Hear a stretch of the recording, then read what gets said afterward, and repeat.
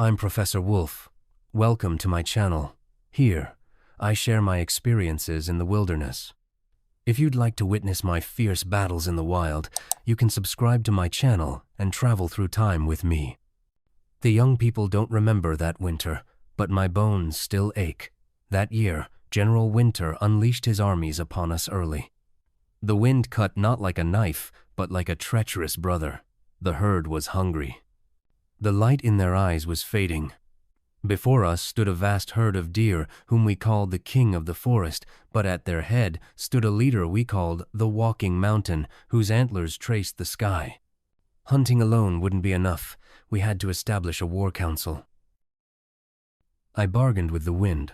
I swore it an oath of loyalty to conceal our scent. I kept the naive ones behind, the impatient ones on the wings. When we met eye to eye with the walking mountain, we both knew this was a duel not for flesh, but for honor.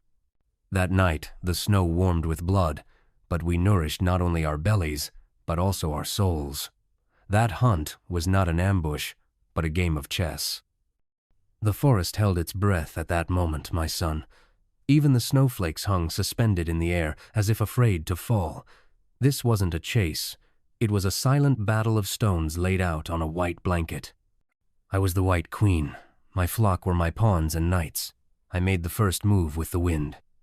Shadow, the fastest in the flock, launched a feigned attack on the right flank of the deer herd, appearing and disappearing like a mere ghost.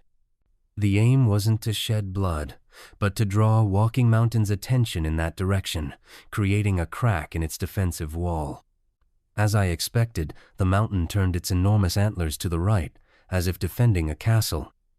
The sound of its hooves striking the ground made the frozen earth ache. That's when I signaled the checkmate move. We slipped through the gap where the wind had fallen silent. The fearless ones turned to their hind legs, the experienced ones to close off escape routes. We moved not like a pack of wolves, but as one body, one mind. The Walking Mountain didn't panic when it realized it was surrounded. It was a dignified king. It turned furiously, swinging its horns like a scythe. The wind from those horns, cutting through the air, ruffled the hairs on my face. If I had taken one step, just one wrong step, it would have crushed me on the spot. But I didn't respond to its power with power. I used its momentum against it. As it charged at me with all its might, I dispersed like smoke, causing it to fall into the void. In that millisecond, when its enormous size lost its balance, that vulnerable point where its jugular vein was located was revealed like a target gleaming in the moonlight. I leaped. This wasn't a bite thrown in anger. It was a decisive, cold seal declaring the game over. When my teeth found their target, the Walking Mountain collapsed to its knees, heavy and resounding like a crumbling empire. We met eyes as the snow turned crimson. There was neither hatred nor pleading in that gaze. Only a silent acceptance saying, "You played well."